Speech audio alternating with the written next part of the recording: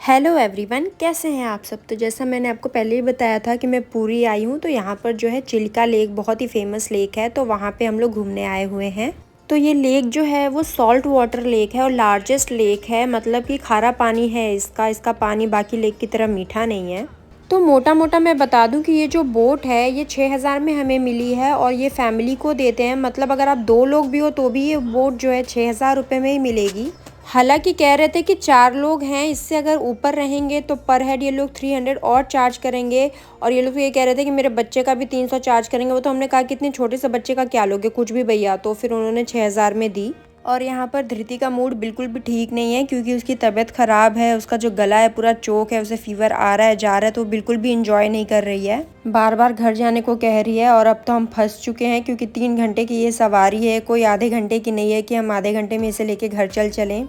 सब तो ठीक है लेकिन 6,000 इस सवारी के लिए मुझे थोड़ा सा ज़्यादा लगा। मुझे लगा कि ये थोड़ा कॉस्टली है क्योंकि 6,000 और देखने को भी कुछ नहीं मिल रहा है। बस ये चिड़िया हैं, खाना दो तो ये चिड़िया आएंगी और खाना नहीं दोगे तो ये चिड़िया भी देखने को यहाँ पर नहीं मिलेगी। तो मतलब यहाँ पे जाना है तो चिड़ियों का खाना लेकर जाना बहुत ज़रूरी है अगर आप चिड़ियों को अपने पास ऑल टाइम इंगेज रखना चाहते हो तो।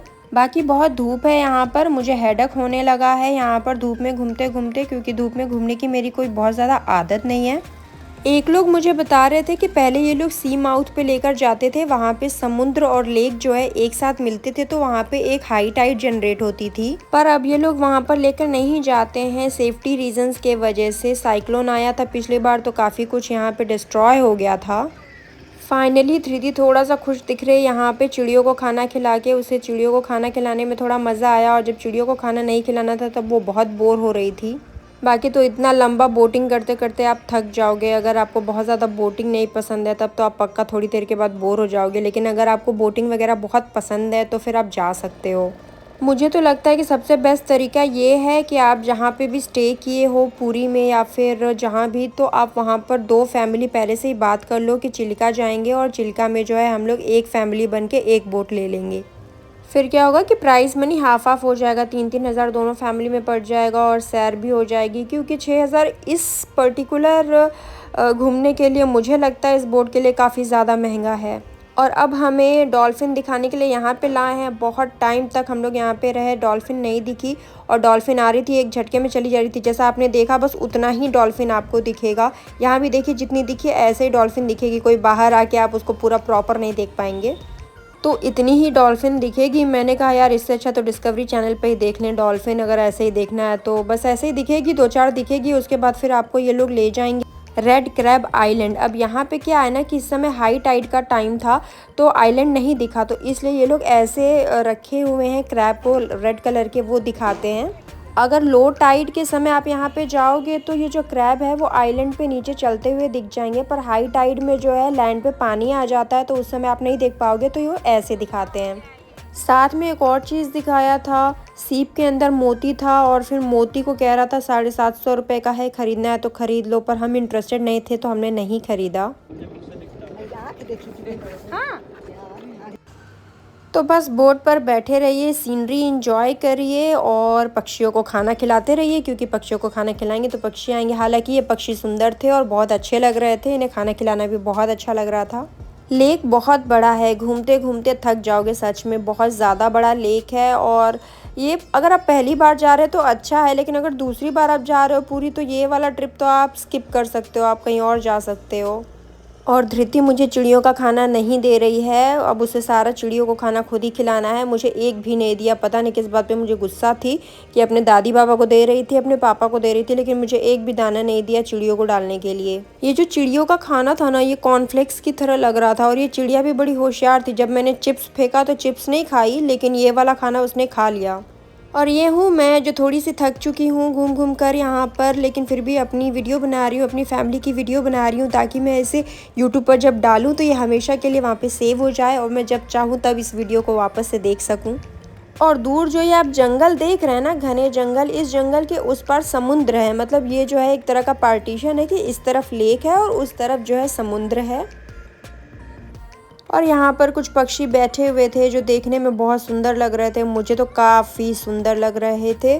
और इसके बाद वो हमें ले गया एक आइलैंड पे, एक टापू था, और यहाँ पे हम लोग उतरे और यहाँ पे कोई खास व्यवस्था नहीं थी। 2-3 ऐसे ढाबे थे और जो देखने में बिल्कुल भी हाइजीनिक नहीं लग रहे थे, लेकिन खैर चाय पानी मिल जाएगा और वेज नॉन वेज दोनों मिल जाएगा। नॉन वेज ज़्यादा मिलेगा। फिर हम आगे गए और यहाँ हमें ये भेलपुरी वाले भैया मिले और ये हर चीज़ को दोगुने दाम में बेच रहे थे। मतलब 10 रुपये का बिस्किट है तो सीधे 20 रुपये उसका मांग रहे थे।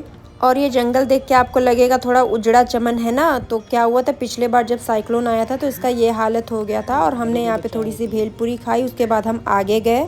ये आइलैंड क्रॉस करके जाना था और फिर वहाँ पे हमें समुंदर दिखता और यहाँ पे पूरा बालू बालू था, तो बालू में चलना थोड़ा मुश्किल हो रहा था और धृति के लिए तो और ज़्यादा मुश्किल हो रहा था, तो वो गोदी गोदी जा रही थी। और फाइनली इतनी मेहनत करके हम आ गए हैं समंदर के पास, समंदर के किनारे। और यहाँ पे काफ़ी अच्छा लगा हमें थोड़ी देर के लिए ही, क्योंकि थोड़ी देर में ही जो है बोट वाला वो फ़ोन करने लगता है कि वापस भी जाना है।